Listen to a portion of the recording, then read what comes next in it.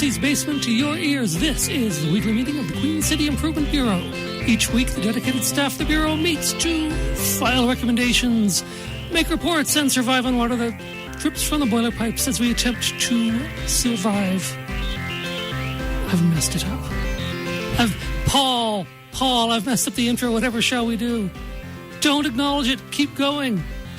Maybe one day we'll escape from the subterranean hell that is the sub-basement. But until that day comes, Paul, I've messed it up. Sorry, I'm enjoying pretending the flow. The city is not going to improve itself, so here we stay, proving things. This meeting is now in session.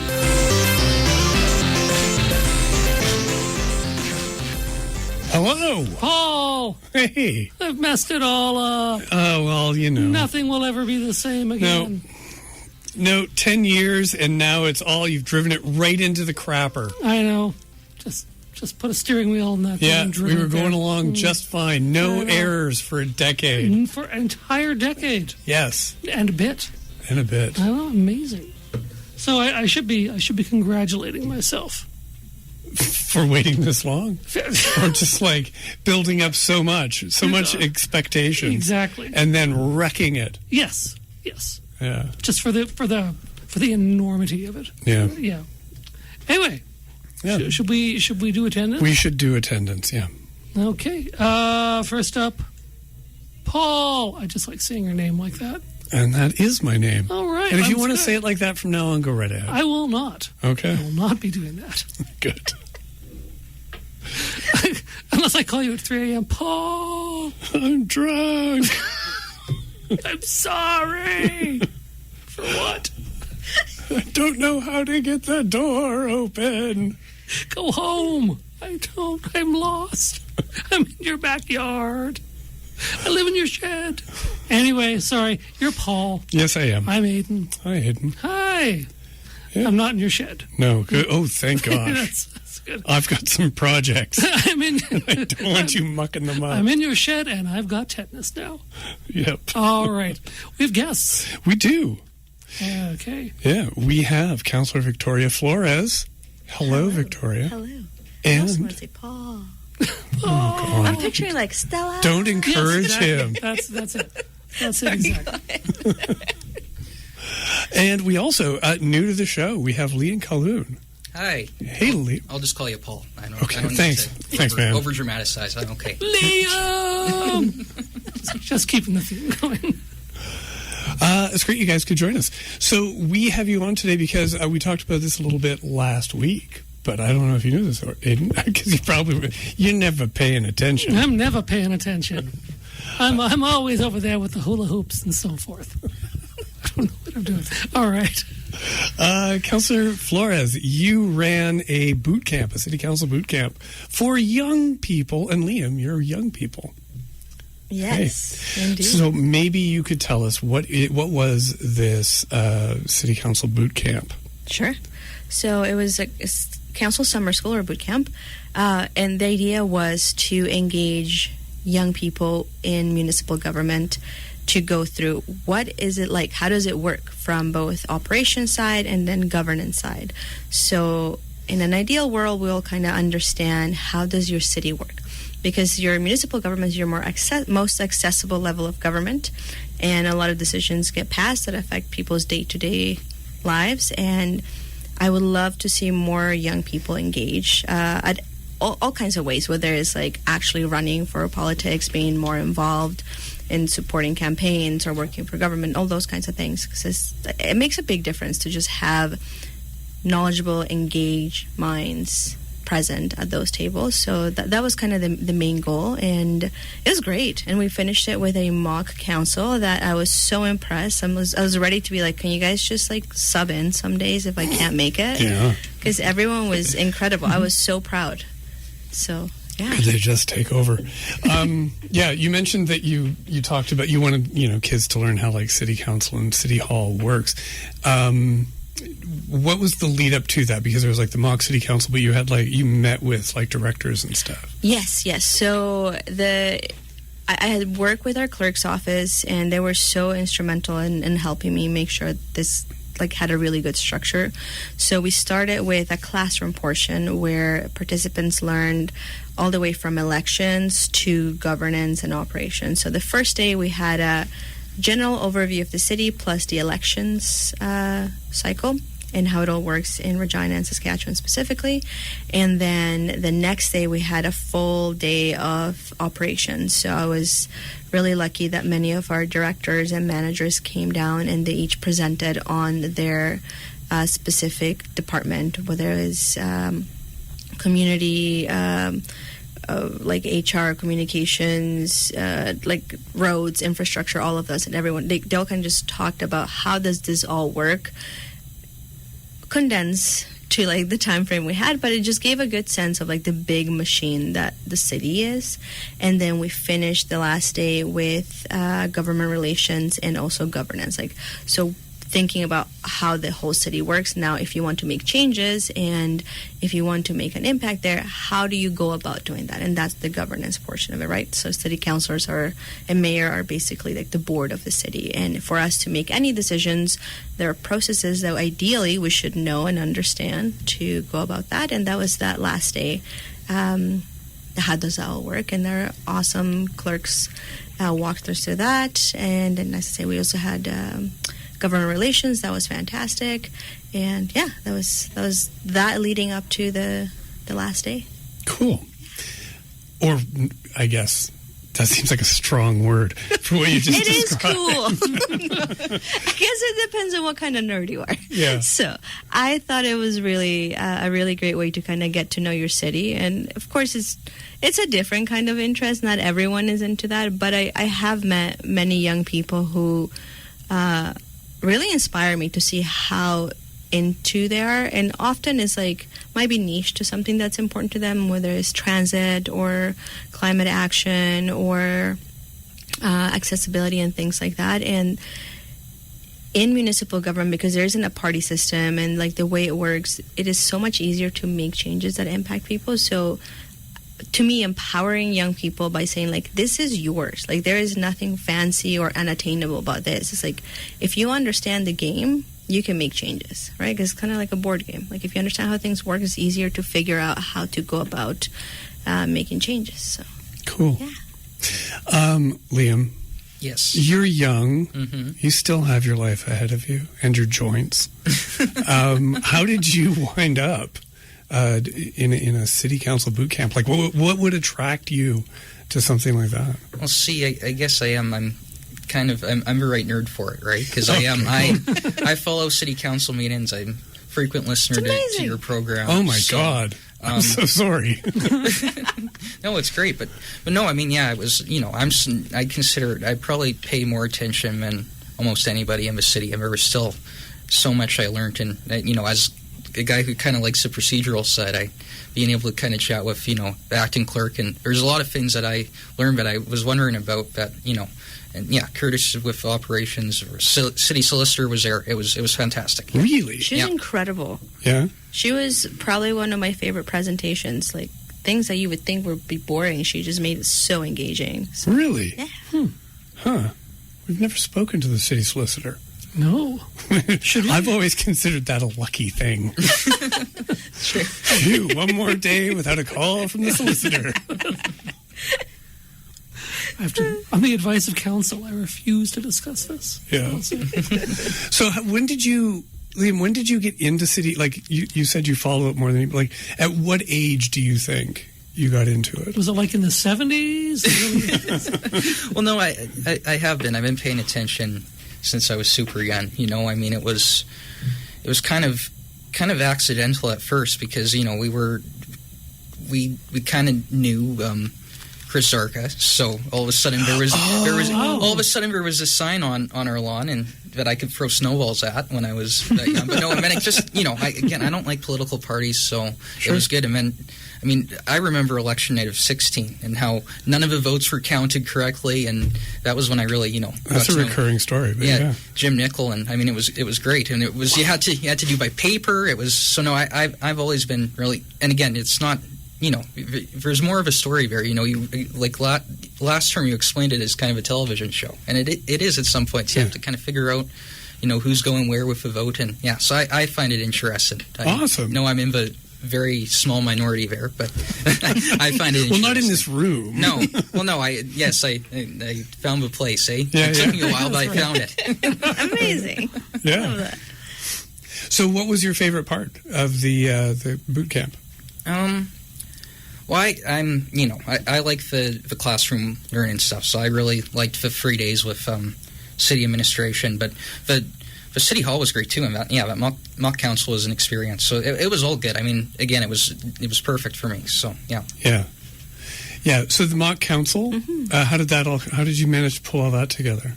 That was actually, it was one of my favorite parts, and that one was entirely through the expertise and like just how awesome our clerks are. Yep. So I just met with them because I've been planning this since. Well, last year I did something similar with a youth program at Open Door, but that was mostly a tour of City Hall. You sit there, kind of play with stuff, but nothing like those kids. It was one of the things they did as part of the program, but they didn't choose to be there the same way that this was. So I thought I want to do something similar but more involved, and I think we kind of chatted about it earlier. And so earlier in the year, I kind of set all the pieces and talked to the clerks, like, how can we make this as realistic as possible? Can we get them to actually sit there, have real mock motions and real votes, mock votes, and all of these things? And they're like, absolutely. And they created an agenda. At the end of the first 3 days, I'd let the participants know, like, if you want to bring forward a motion, please do, and then we can actually put it as part of our mock agenda. And one of them did. So it was very, very close to what happens in real life, which was really awesome because from the singing the national anthem to going in camera, it was a very realistic experience, which to me was really great. I did not expect we even had access there, and I just got the recording today that I'll send to everybody, but it was not broadcasted live, but it was filmed, right? So I'll be sending that to everybody so they can see themselves participating. But it was you were there, and it was great to see you kind of doing the live. I live tweeted the whole thing. It was fantastic. But it was. I would say the clerks were monumental to helping me make that happen because there's so many moving parts to that meeting, and it was so close to what happens in real, on a non-mock meeting. It is real life, both, but So nice. That was that, and it was great. So the motions that were brought forward, excuse me, there was, where did I put them? So there was social media and digital engagement report. Yes. There was a Community Spirit Week motion, and then there was a student transportation motion. Yes. Where did these... Okay, first of all, Councilor Flores. Yes. Social media and digital engagement report, that actually seems like kind of a useful report to get. Right? Mm-hmm. Are we ever going to get one not in a mock council? Well, maybe we can ask for it. We get some of that information if we ask for it, but so to be able to build the agenda, I was trying to figure out what is it usually that we get and what's manageable so the length of the mock meeting is short enough that is engaging, but not too short that it's done in 15 minutes. Yeah. So I'm like, okay, well, an administration's report would be useful. And we had someone from our communications team do a presentation, and that seems like an easy enough report to kind of make a mock one that we couldn't accidentally confuse it with a real one, and suddenly there's a controversy that we had so it was a very innocent thing to just put out there. So just make a mock report, and then the other one was a community spirit one. It was kind of just, this could be fun, and it's also hard to, again, do anything malicious with it. It's right. And also it was great. I know you could, but I could. Yes, anyone it starts with a lack of effort and imagination on everyone's part. So, but it also allowed me to bring some delegates, mock delegates. Yeah. We had Ellen from Bike Regina. She's one of my favorite delegates because she's so smart. She's incredible. And she was a great delegate for the mock motion that was brought by one of the participants, actually. Because once I read her motion, I'm like, I'm going to call Ellen. And I called her, talked to her about it. She was down. She was really excited. And then for the Community Spirit one, we had someone from the Good Morning Project, because kind of what they're trying to do. So it's an easy one to be like, hey, hype what you're doing, and then it's kind of related. So Liam, I noticed that like you were coming in like as the next level counselor, because you approached this like transportation motion. There were 4 items on it. You wanted the vote split. And you had concerns about the effective date of the actions. Like, that's when I knew, okay, where is this kid getting this from? Wait, which ward were you representing? I was representing Ward 9. Yes. Okay. So Manzanelli. Yes. Yeah. Okay. Yeah. Were you trying to get into like the spirit of, like, were you playing in character? Not really, no. I was kind of just... It was funny how realistic it became, though, with some of the counselors ended up... I don't even think deliberately, but ended up kind of being like their... That was entertaining as someone who paid attention, of how real it became. But no, I wasn't. I was just trying to kind of do my thing. So, yeah. Nice. Yeah. Just put in practice what, experience and new things. Nice. And that was really cool. Like, just, again, seeing that happens, but even understanding the procedure of it all, right? Because, again, that's back to the strategy. If you are for something or not, and if people don't know that you can split votes, that you can, like, question dates of, rollout of things and that impact that might have on budget and things like that. Like, that, as you said, is kind of like the next level of, like, if you want to impact something, understanding those things makes a big difference, because you could, potentially have one thing, split it, and only the thing that you care about move forward if you do it strategically enough, right? Yeah. So one of the items went in camera. It was the transportation motion. So nobody has ever told us what happens in these in-camera sessions, because apparently they're secret. Liam, can you tell us what happened? Because it's a mock in-camera session. Could you tell us what it was like? It's just a mock secret. Yeah. Is there like a jacuzzi through that door? No, they didn't increase the mill rate for that purchase. No. Oh, dang. No, I mean, we went into a boardroom and I think you could pretty well envision what it is. So there wasn't. I can confirm there isn't some big conspiracy going on in the back rooms of Henry Baker Hall. So, so it's dry and boring. Is that what you're saying? Well, again, not boring for most people, maybe, but no, okay. I loved it. So yeah, right on. Yeah. This in-camera was actually the clerk explaining how in-camera works and like all the processes of in-camera, right? Very meta. What can you do in camera? What can't you do in camera? Because the decisions can't happen in camera. Yeah. And when we go in camera, clerks and admin are really good at, especially if discussion starts happening of things that should be in public, they'll be like, no, this needs to be asked in public. And then they make us ask that in public. So it's only like legal advice that can't be asked in public. So they're really good at doing that. I guess that's some insight of like what happens in camera. But Amber kind of walked everyone through all of that. And like, was there anything like insightful that? Well, no. I mean, it was it was a cool experience, and I mean, Amber was fantastic the whole way through. I mean, I think the city's been extremely lucky with our city clerks, but it was cool to do. I mean, it was quick thinking by her, and it was fun. Yes, I think it was surprising for a lot of people, yourself included, probably. But absolutely, I was just like, oh my god, I can't believe they're going. Well, someone said like, what are the legal things? So I run to Martha, one of our clerks. She's also really incredible. It's like, Martha, can we do in camera? It's like, well, we have the room booked. I'm like, hey, go to talk to Amber. And I was like, Amber, can we go in camera? She's like, absolutely, let's do it. So then it was a great time to get another experience of. This happens more often than not, especially when we're discussing things that have repercussions, like land purchases or legal-related things. Like we can't be talking about those things in public just for various reasons. So it happens often enough that and you have to consult the glowing orb and the Council of 10 hooded men and stuff like that. What's that ball? Never mind. That shakes. I just forgot the word.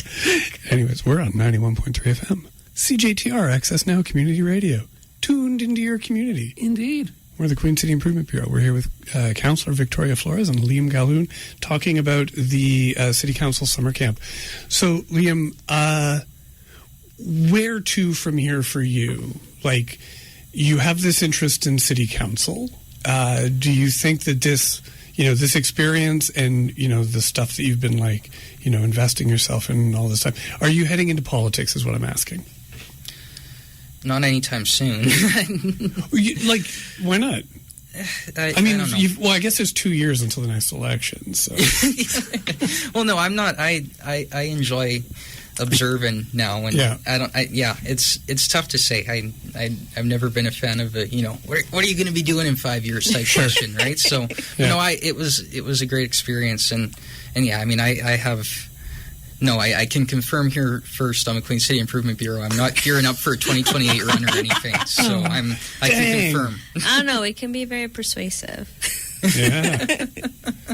Well, if you do want to launch your campaign, you can always come on the show and announce it there. Yeah. You got a platform now. Yes, yeah. So then maybe you could have a podcast. I mean, that's the other thing. You do it so well, though. I don't... Do it. You heard me mess up the intro. Come on. We're clearly starting to lose it. That's right. There was no jumbled up names or anything. I was disappointed. I know. I'm sorry. I was thinking. I heard you were coming on the show. Paul said you were a fan. I'm like, I should pull out some anagrams, but then I fell asleep earlier today, so no anagrams. No anagrams.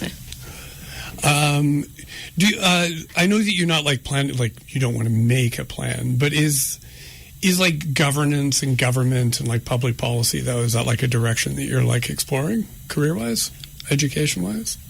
Well, kind of not. I'm going in HR, so there's so many ways that can take, right? Yeah. So I mean, but yeah, I've always been interested in policy, but I also don't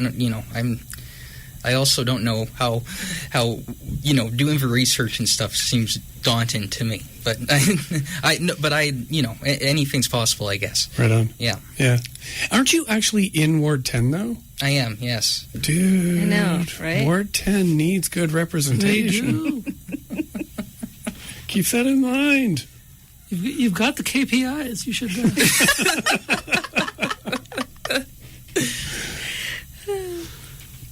Anyways, are you going to do this again next year? Absolutely. Yeah? Yeah, I think I already talked to everybody, let them know. Yeah. And this was a really good year to figure out what works, what doesn't work, timelines. It's tricky to find a time in the summer because folks take time off and then kids are out of school. So we're, likely around the same timeline, but we learned a lot from, what was really worked really well, what we could do differently. So I'm definitely excited to do that, and I'm working on a motion to actually bring a youth council, because many other places have one, and it's a really great way to keep youth engaged and involved. The province has a youth council, so I would love to see that as part of something the city does beyond just a summer program that is a few days long. Yeah. And so that would be kind of the bigger goal, but definitely going to do it again next year. There was a youth council, though. Yes. That kind of petered out, just from lack of direction. Well, they all grew up. Yeah. It's like Logan's Run down there. The gem started blinking. That's right. It's ushered them all into another room. Yeah, that was all they saw the youth council. But the idea is, doing these kind of small bits, I guess helps, for me anyway, figure out what is the best age or the resources, because I've talked to some high school teachers that are really excited about doing this as part of their curriculum, learning more about government, and most places are very keen and engaged with provincial or federal orders of government. Municipal government seems kind of be left out often. This way, but we're the most accessible, right? They can call, a teacher can call me, come to my class. I would I'm there, right? It's harder to do that with your MP or MLAs and stuff. But it's so accessible that I think it's a great way to maybe revive that in a way that's engaging and sustainable in the long term, to just figure what is it that we want our youth council to do, right? Because you would have to put resources to that, and if you do that, it needs to be worthwhile of why do we have this happening and what do we want them to do. Yeah. All right. Before we head to Innovative Revenue Tools, Liam, we didn't get to actually hear your campaign for Ward 9. So what big issue were you to have actually campaigned for your seat in Ward 9? What would it have been? You're putting me on the spot. Yes, I am. I didn't think I was kind of just acclaimed into the riding, so I didn't, That would be very Ward 10, but no. Oh, gee. Well, no, I think, I think Councillor Mancinelli does a great job, so, but, it's kind of, it's close to where I live, and I think that just running on, safety, affordability, and inclusivity, I think is kind of those mean different things to different people, but no, it's you're really putting me on the spot here. I went straight to Henry Baker Hall. There was no campaigning involved for They this. only got like an hour and a half of election, so be kind. Okay. All right. Well, we should go to Innovative Revenue Tools. Let's go there. And I will turn them on. All right. And we're back from Innovative Revenue Tools on the Queen City Improvement Bureau on 91.3 FM CJTR AccessNow Community Radio. And hello. We're here with Councillor Victoria Flores and Liam Colhoun, a young person with an interest in City Council. And, hey. Dark Hall! What about it? Oh, sorry, did I step on your line? No. Oh, okay. No, I thought maybe you were stuck in a dark hall. No, not that kind of dark hall. No? That's a common misconception. Is it? Dark hall is actually quite well lit. Is it? What a stupid name, then. Absurd. They should look into that. They should. But I think the branding is well-lit hall, better name. Well-lit hall. Yes, a hall where you don't stumble around blindly and fall over and chip your tooth and get kicked out for booing the kids. Oh, I said I was not going to talk about that. But yes, you did. Anyway, yes, Dark Hall is our sponsor and one of the premier performing arts venues in Regina, and a wonderful place to go. I thought I'd mention a couple of shows that are coming up. Yeah. We've got Bee Gees Revisited tribute show. It's on September 8th at 7:30 p.m., presented by Vaughn Co. Entertainment. Residents of Prairie Vocal Arts Gala on September 11th, 2026. Certainly, only coincidentally, nothing to do with the original September 11th. So the original one. Before that, it would just go from 10 to 12. They invented a whole new one in 2001. Never mind, moving on. And on September 13th, Regina Musical Club Duo Octavian at 3 p.m. in the afternoon. And that sounds like a wonderful time. Carson Beck and Susan Barry form the two halves of Duo Octavian, a two-piano and piano duet ensemble. So, you can go to darkhall.ca, and that's DARKEHALL.ca, to get tickets and to find out more about their upcoming season. Cool. Yeah, right on. Yeah. Yeah. Cool. Every other month has an 11th. We should do something really big to usher in one for September. That's right. So, a Prairie Vocal Arts Gala is objectively a better way to do it.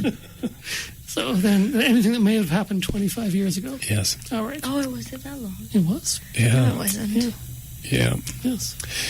All right. So, guys, thanks for sticking around. We've got a few newsy items to talk about, city-related. So this came up in the Leader Post. I just spotted it today. Larissa Kurtz, friend of the show. Yes. Reporter there. Hey, every once in a while I hear people say things like, there's no good coverage of city stuff, of local things. Who says that? Them. Fools. That foolish them. Fools. Yeah, and it's just there are some really great writers in town, really great reporters like Larissa at the Leader Post. Yeah. Look at her stuff. She's reporting that the City of Regina is considering an AI data center policy for within the city limits. It's really early in the process. You haven't heard anything about it, Councillor Flores? I have not yet, and you have me scrambling to see if I missed an email, but no, not yet. So it's probably just still being mulled about amongst administrative types. But it will be, Consider proposals based on things like applicable planning and infrastructure requirements, appropriate zoning, site suitability, etc., etc., etc., and also the capacity of municipal infrastructure. And this comes on the heels of Saskatoon. They've put a moratorium on AI data centers while they draft their own policy on how to cope with it. Wow, that's a thing that we seem to have not done. Well, I guess technically that data center is not within the municipality. So. No, although the City of Regina apparently waived its right to weigh in on the Bell Canada, 300 megawatt AI data center in the RM of Sherwood. Great. So, lovely that. Councillor Baczynski in Larissa Kurtz's story was quoted as saying, "In my opinion, we need to have two separate conversations, one about the impact of data center infrastructure, which is more tactical, and the other more generally about AI overall, which is a more in-depth discussion and beyond any individual city's control." So that was my best, Chad Baczynski. Well done. Thanks. Liam, you're young. What do you think about AI data centers? What are your thoughts?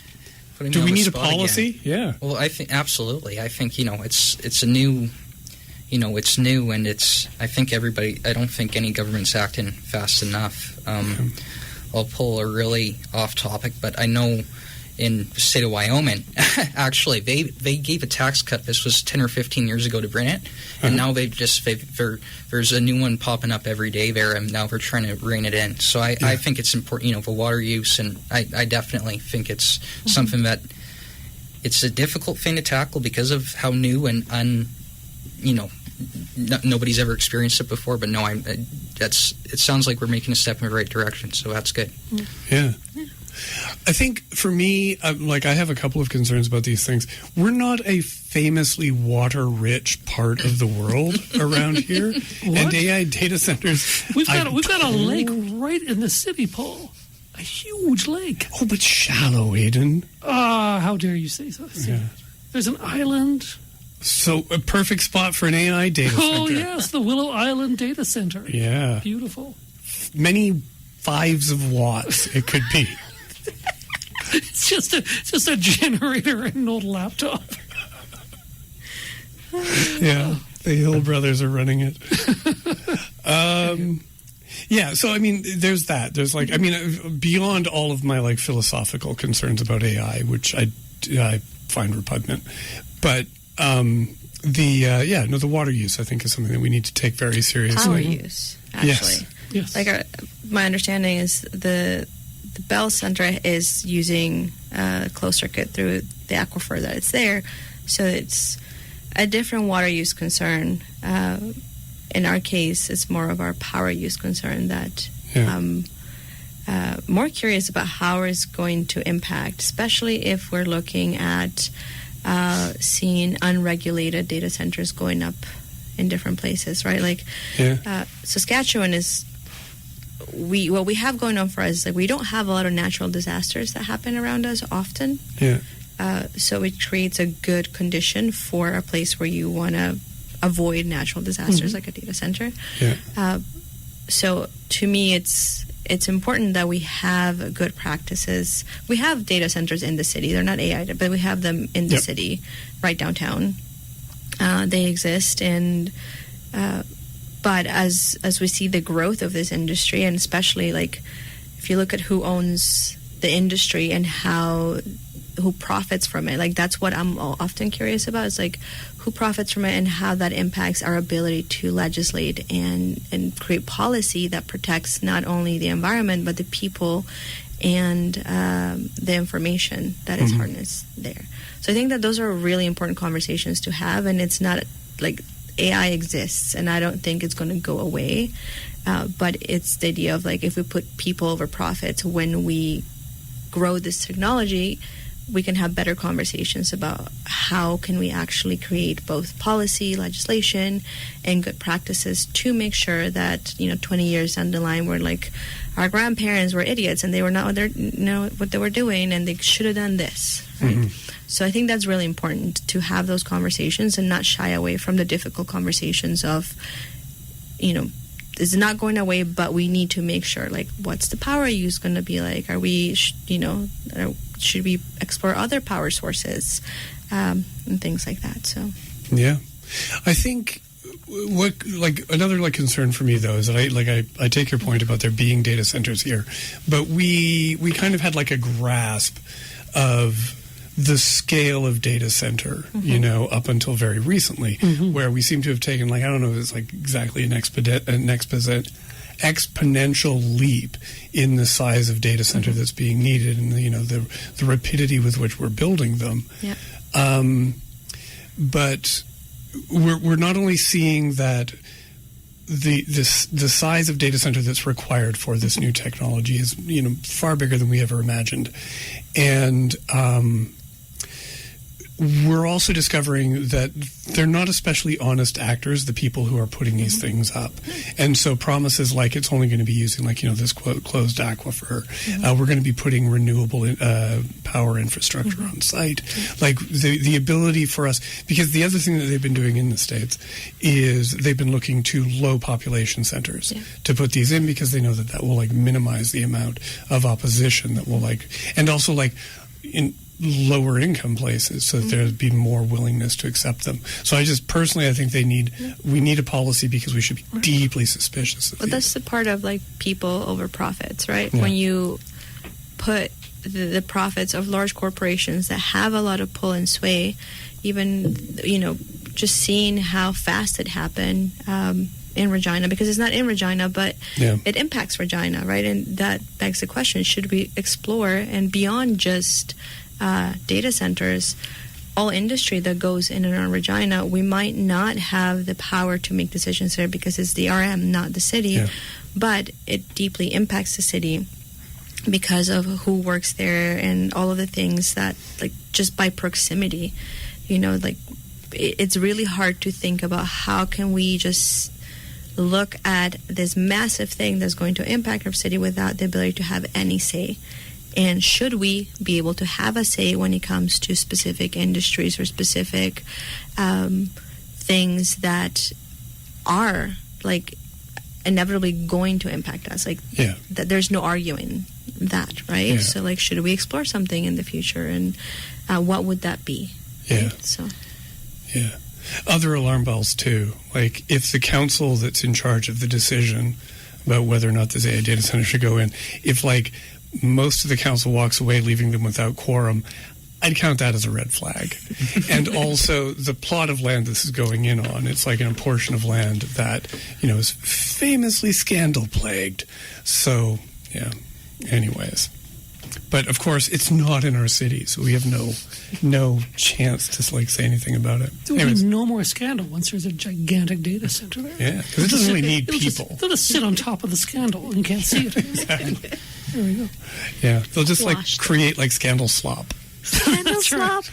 Nobody can take it. Have seriously. you seen those weird fruit videos? No. No, I haven't. I'm plagued by them. They're just little AI generated stories, and the people are not people, they're fruit. It's weird. Yeah. I'm just suddenly it's just everywhere, and I'm wait, how? Who is who's writing this prompt? What are you saying? Make a drama with a cherry and a banana? I don't know. This is weird. Sorry, it's just I went on a tangent, but it's all I see. In what dark room is there some guy going, weird story, banana, cherry, make it happen? Honestly, send to council who writes this? Who writes these prompts? To be fair to AI, the internet. Do you want to be fair to AI? Before AI, it created Skibbity Toilet. So you're not wrong. Yeah, I mean, it took less power, though. That's true. Yes, and I since I have a public microphone, I should just mention that is concerning for my neighborhood. We've had more power outages this year than ever before. Really? If there's increased, pressure on the power grid, I mean, that's really concerning for me and my neighbors. So, yeah. I thought you were going to say there are more skibbity toilets. No, the power was a bit more important today. Sorry.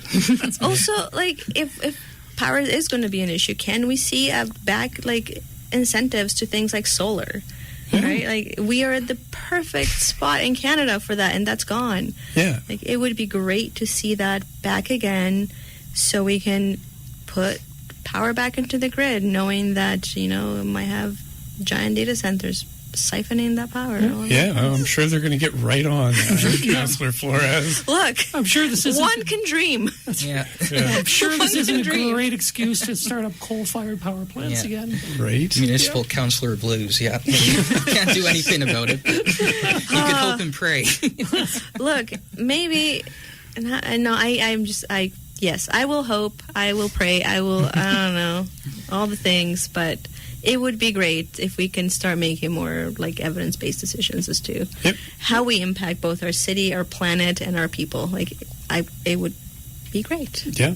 I heard there was a motion to hope and pray for something good to happen, but I got referred back to administration. So, a lot of our, like, as the ex-government feels like a hope and pray type of motion. And another strongly worded letter. Yeah, that's gonna do it. Like it makes a statement, but it's like Yeah. So I am just thinking if the power grid in Ward 10 is a concern, that might be a reason for you to consider to run over there, Liam. Just saying.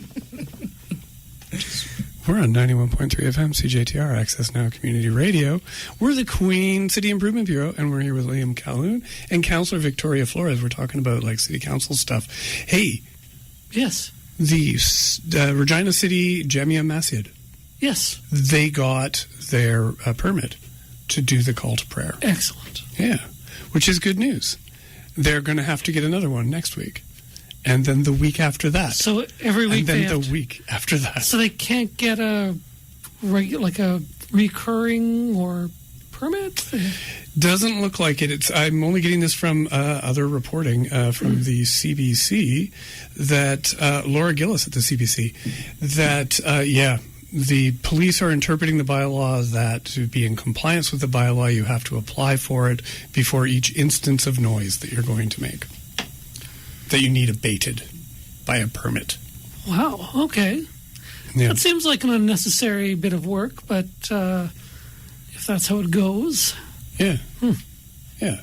I mean, I think this is great. I'm like, of course I'm concerned that there will be, in the short term, there will be some like knee-jerk reaction from the community. Well, apparently the people in Ward 2 or whatever will be able to hear it. Yeah. Or whatever ward. Just on the edges of the city. Apparently the mosque took in 219 survey responses, and of those, only 30 came from people who self-identified as living within 1 kilometer of the mosque, and so could potentially hear it in a day. Well, I think it's downtown, correct? So So I will keep my ears open tomorrow. It's right next door to us. It's like right next to City Hall, and I haven't heard it. I was there the one time I played a block away and I didn't hear it because traffic is loud. That's the thing. It will drown out most things. Yes. Like cars are what make cities loud, not calls to prayer. That is a good point. Yeah. Why don't you have to apply for a noise permit every morning when you go to work? I like that. Think about that. Yeah. Speaking of innovative revenue tools. We could put a charge on noise abatement permits and make everybody with a car. Nice. I can just see someone taking that serious and just freaking out over that. Yeah. I do wonder about... I think we need to start a rumor. Start a rumor. Now you will be taxed for having a loud car. That's right. Yeah. All cars are loud. Sorry, people. Except electric ones. Except true. Right? That So you is would, true. if you had an electric car, you wouldn't have to apply for a permit. Just don't honk your horn. Yeah. Then you'll be in violation. So we don't make the rules. Then you go to jail. I think it's like $1,000 or something for a violation. Like a night in the Hooskow. The noise cow. Yeah. Anyways, I know we've been talking about this before. Thoughts on the mosque's call to prayer? Any that you're willing to risk on the radio? Honestly, to me, we have a bylaw that works, right? Like there's a process that exists. There's a process that is agnostic to any purpose, faith, belief, or anything, right? Yeah. Like if you're amplifying a noise, you apply for this, whether you're, in this case, a mosque, or whether you're a music festival or a march or a parade, right? Yeah. It all gets treated equally because the thing in question is a noise. right? And everyone gets evaluated equally. Yeah.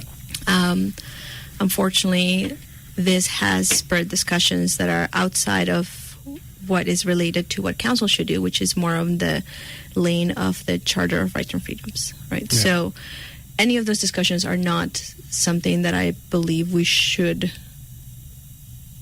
entertain, because we're there inching into like, what does that mean, and at what point, like, how do we interpret that without then looking at other religions and other beliefs, and so it just becomes really muddy. And at the end of the day, it's like, we have a bylaw that works, we have something that clearly, and I will agree with you, folks that have sent in emails disagreeing with it, the majority of them are people that don't even live in Regina.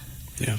So I would like to know, how does a 3-minute noise that happens once a week impact your day all the way in, I don't know, Mississauga? Like, it's just like, I don't, like, it doesn't, right? Yeah. So if that's not the case, then the complaint is rooted in something else. Yes. And unfortunately, that's what has happened, because this has been taken by, I would say, actors that are not acting in good faith, that are bringing this conversation to the forefront. And the conversations I've had with the community is that they just want to live in peace. Like, they just want to be worship in peace, be left alone, go about their day like anybody else does. Yeah. So I would hope that we all just move on and this new cycle passes. And like I said, and you've heard too, like, unless you're there, and even when you're there, you can't hear it. Like, you'd have to be standing right, and even then, it's like, most folks can't even understand what is being said. It's not like it's so. Anyway, I could go on forever, but I was very disappointed as to how this escalated the way it did, because I know we're so much better than that in terms of being good neighbors to each other, and I hope that we can go back to that, because at the end of the day, like, most people care about the same things, and it's not being bothered by a noise that happens for 3 minutes once a week. Yeah. Yeah, no, 100%. They did say, though, that they are going to be providing an English language translation as part of the call to prayer going forward, to, like, reduce the amount of misunderstanding, so people know that it is just a harmless call to prayer. And it's not a prayer. It's a call to prayer. Yeah.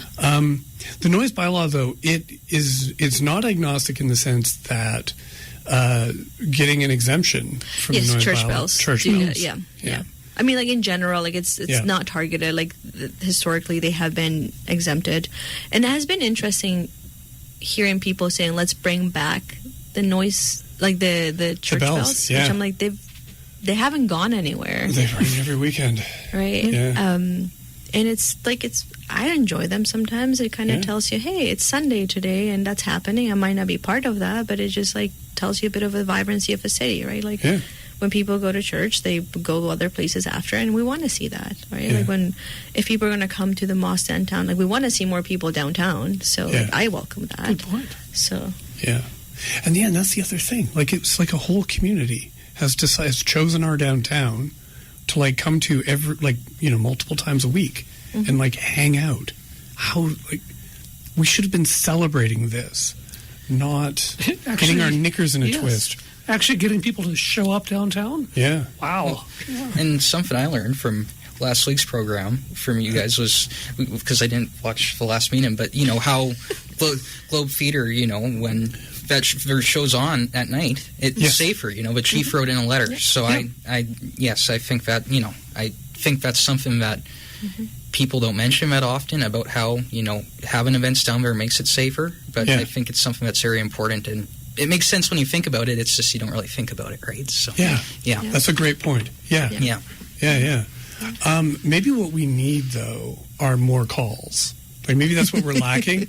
Like, if the Globe Theater had a call to theater before, you know, before their show started, like before the matinees, then like people would like, oh, dang, I'm going to miss Evil Dead the musical if I don't rush to the Globe right now.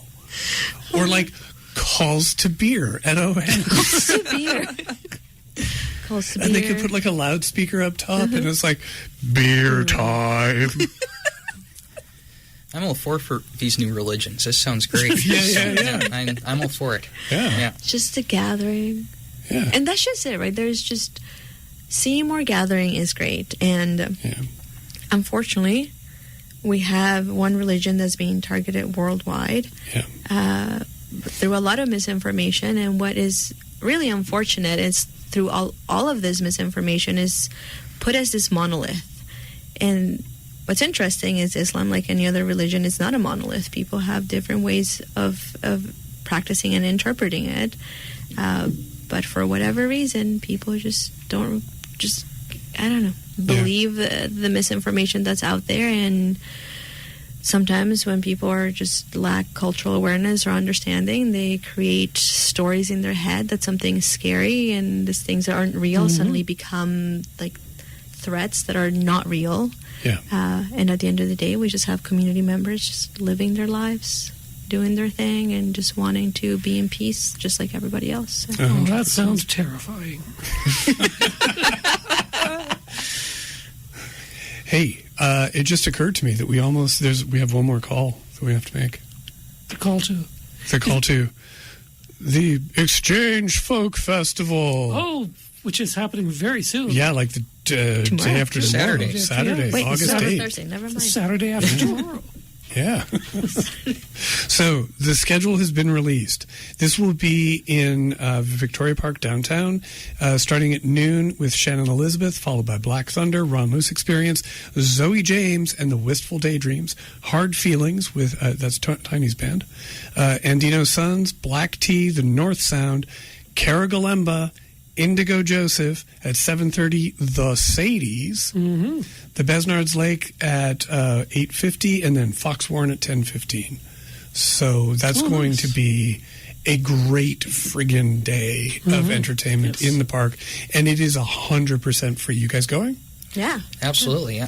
My aunt's actually visiting from Virginia, and this is a great weekend to take her around. So showed all the great things happening in Regina. Shout out to Tia Maria, who's hopefully listening right now, because I told her to be on the radio. I just want to thank Exchange for putting in effort and doing this. That was a big loss when we lost the Folk Fest, and for a first year, I mean, it's fantastic. I'm surprised by how well it turned out. I mean, hopefully, but it's looking promising. So props to Exchange for sure, and everyone working there and board, and that lineup to get that on their first year is freaking amazing. Absolutely, yeah. There's just the power of community when people come together, like wanting to make something happen, and you have the right people steering those ships. Yeah. I just love seeing what's possible when people will just go and do. Yeah. I hope they applied for a noise permit. Someone's going to call bylaw on them. Like, sorry, guys, I know we're trying to revive this, but you didn't get the permit. You got to go. Yeah. Cool. All right. So, do you have anything coming up? How's your lawn? So, I am naturalizing my lawn. Shout out to Gail at Nature Regina, who did such an incredible job at helping us through finding the right native species. It's going great. But anything new? I had a bike ride with your counselor in July. That was awesome with Bike Regina. We're looking to do another one in August. Just going to be exploring our bike lanes to nowhere, so stay tuned for those dates. But it was a fun one too. Okay. Yeah. Liam, how's your lawn? And do you have like your lawn sign up yet to announce your campaign? No, my lawn's not doing well. But in continuing giving props, I just want to give props to the counselor. I mean, she's doing a fantastic job. The event was great.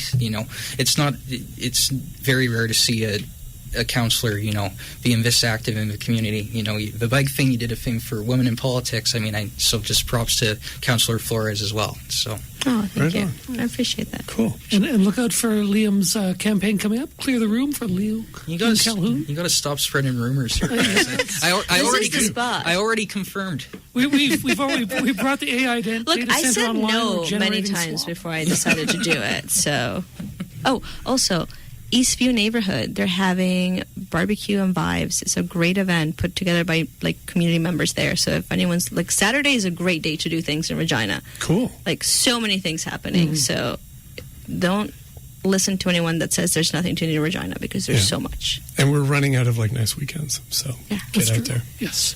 All right, we are pretty much out of time. Should I move to adjourn? Is that what we're saying? That is what I'm saying, and I would second that motion. All right.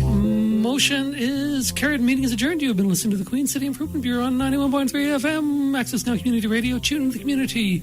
Our hosts are Paul Deshane and Aidan Morgan. Music by Guidewire, a.k.a. Ryan Hill. Our guests, Councillor Victoria Flores and future Councillor Liam Colhoun.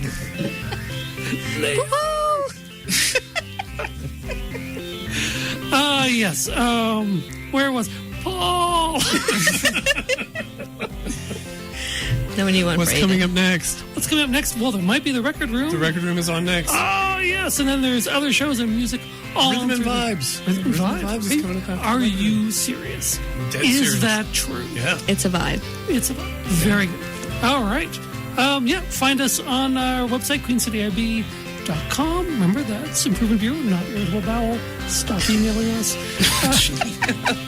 Never heard that before. I say it almost all the time. Think about that. Also, of course, you can find us on AccessNow Radio. And Sky, Paul is there tweeting, skeeting, or posting from City Hall. And I'm on there as Dougie Jones's other jacket. That's all. Keep on improving, Regina. And until next time, bye.